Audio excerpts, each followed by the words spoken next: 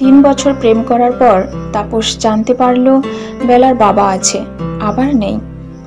তিনি ইতিমধ্যে আরো 2টো বিয়ে করে ফেলেছেন। শেষ বিয়ে করার পর নতুন বউ নিয়ে বেপাত্তা। ঠিক কোথায় থাকেন, কি করেন, শুধু বেলা নয়, এলাকার কেউ জানে না।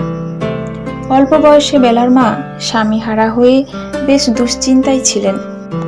পরে তিনিও এক নন বেঙ্গলিকে বিয়ে করে দীর্ঘদিন ফেরার থাকেন। পরে ফেরত আসেন, মেয়ের সঙ্গে যোগাযোগ করেন। বেলা তখন বুঝতে শিখেছে, সেয়ানা হয়েছে, মা বাবার প্রতি ঘৃণা জন্মেছে। বেলা বড় হয় দিদার কাছে, মামা বাড়িতে, পড়াশোনাও ওখানে। ক্লাস 10-এ উঠে তাপসের সঙ্গে ঘনিষ্ঠতা। ফার্স্ট ইয়ার হঠাৎ তড়িঘড়ি বিয়ে। প্রায় বছর 10 হতে চলল। বেলার সন্তানাদি হয় না। ডাক্তার, বদ্যি, কবিরাজ সব করা হয়ে গেছে। এখন ওরা টেস্ট টিউব বেবির কথা ভাবছে, সে কারণে টাকা জমাচ্ছে। হঠাৎ সকালে হঠাৎই তাপসের সঙ্গে বেলার গোলমাল বেঁধে গেল। গোলমালটা আসলে এক ভণ্ড সাধুকে নিয়ে। বেটা 7 সকালে বেলাকে ভুজুং ভাজুং দিয়ে 15,000 টাকা নিয়ে হাওয়া। ছেলে হবেই হবে, না হলে নাকি সব ফেরত দিয়ে যাবে, গ্যারেন্টি দিয়ে গেছে। আবার এক পেট খেয়েও গেছে। মহা ধরিবাজ। এই সময়টুকু তাপস বাড়িতে ছিল না, টিউশনিতে গিয়েছিল। থাকলে বেটাকে উত্তম মাধ্যম দিত। বাড়ি ফিরে সাধুর কাহিনী শুনে তাপসের মাথায় রক্ত উঠে গেল, বিশেষ করে টাকার অঙ্ক শুনে।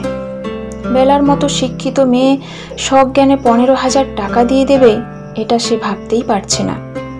বিশেষ করে সংসারে যখন বেশ টানাটানি। টেস্ট টিউব বেবির কথা ভাবা হচ্ছে, টাকা জমানো হচ্ছে। ঠিক এই সময় আরেক সাধু হাজির, বেশ সৌম্য দর্শন, গেরুয়া পরিহিত। বাড়িতে পা দিয়ে অনেকটা হেসে তারপর তাপসকে ডেকে একটা বিল ধরিয়ে 100টা টাকা চাইলেন। বললেন নবদ্বীপ থেকে এসেছেন। 15,000 টাকার শোক তাপস এমনিতেই তেতেছিল। টাকার অঙ্ক শুনে মেজাজ একেবারেই বিগড়ে গেল। ঘরের কোনায় কোনো কারণে এক খণ্ড আধলা পুরনো ইট পড়েছিল। সেটি তুলে সাধুর হাতে দিয়ে বলল, এটা দিয়ে আগে আমার মাথায় মারুন। তাপসের উগ্র মূর্তি দেখে সন্ন্যাসী ভয় পেল না, শুধু একবার হাসল।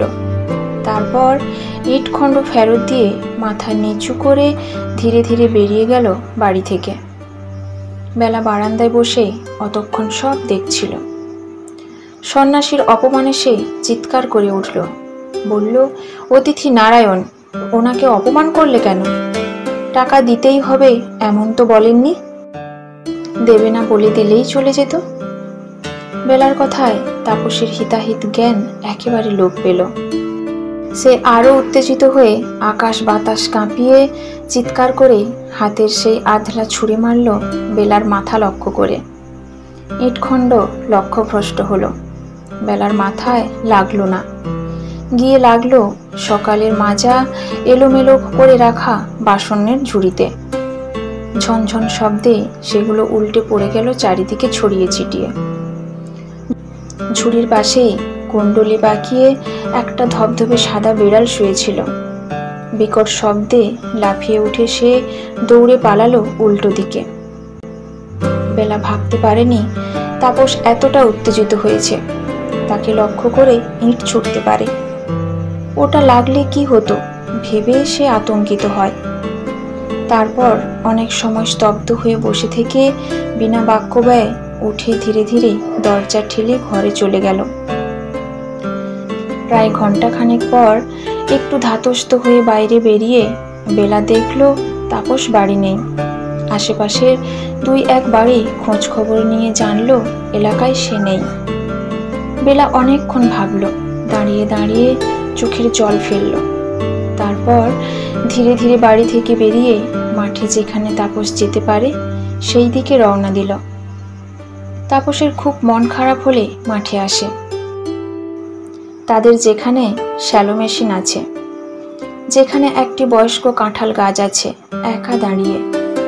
প্রখর রোদে দুপুরে যেখানে চাষিরা ছায় খুঁজে আসে সেখানে এসে সে দাঁড়ায়, দাঁড়িয়ে দাঁড়িয়ে দূরে চাষিদের কাজ দেখে, আলে বসেই তাদের ভাত খাওয়া দেখে। 2-3 জনা একটি বিড়ি ভাগ করে খায় তা দেখে, তাদের হাসি দেখে, সবুজ মাঠ দেখে, আর দেখে অসংখ্য পাখির খাওয়ার খোঁজের পরিশ্রম। তখন সে মনে শান্তি পায়, বুকটা হালকা হয়ে আসে, আর তখন একা একা চোখে জল আসে। হঠাৎ পেছনে মজমজ শব্দে তড়িৎ ঘুরে দাঁড়িয়ে তাপস দেখল বেলা কখন যেন এসে তার পেছনে দাঁড়িয়েছে। মুখটা মলিন, চোখে অনেক জল, যেন একটা ঝড় বয়ে গেছে ওর ওপর দিয়ে। মাঠে বেলাকে দেখলে তাপসের রাগ থাকে না, একা একা কমে যায়। কেন কমে সে জানে না, কেমন যেন ভেতরটা ঠান্ডা হয়। একটা শীতল বাতাস বয় বুকের এ প্রান্ত থেকে ও প্রান্ত পর্যন্ত। বেলা আসলে অনেকটা খোলা মাঠের মতো, যেখানে ওকে অনেকটা সবুজ লাগে। কখনো কখনো মনে হয় আকাশ আর দূরের মাঠ মিশেছে হাত ধরাধরি করে। বেলার মলিন মুখটা দেখে তাপসের মায়া হলো, কষ্ট হলো। সে এগিয়ে গিয়ে হাত ধরে বলল, এত রোদে মাঠে এলে কেন? বেলা তার হাতে ভেজা চোখ মুছে বলল, তোমার সঙ্গে মাঠে বসে থাকবো বলে, রোদে অনেকক্ষণ বসে থাকবো বলে। তাপস খুশি হলো, আদর করে বলল, তাহলে চলো কাঁঠাল গাছের ছায়ায় যাই। বেলা বলল, না, এখানেই রোদে বসবো, মাটিতেই বসবো। বলেই সে আলের ওপর বসে পড়ল। বেলাকে দেখে তাপসের আরেকবার নতুন করে ভালো লাগলো আজ। অনেকদিন তারা একসাথে মাঠে আসে না, পাশাপাশি বসে না।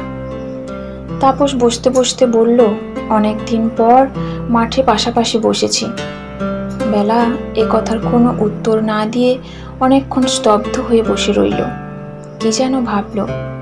তারপর ভেজা ভেজা চোখে ধীরে ধীরে বলল, বিশ্বাস করো, টাকাটা আমার দেওয়ার ইচ্ছে ছিল না, কিন্তু না দিয়ে পারলাম না।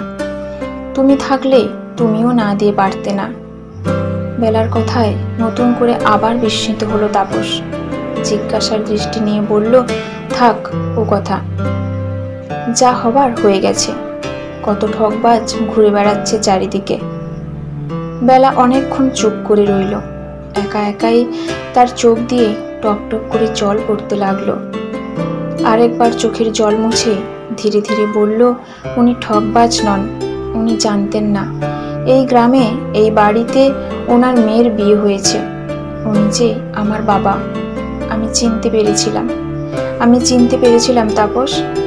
টাকাটা আমি লুকিয়ে ওনার ঝোলায় ভরে দিয়েছি।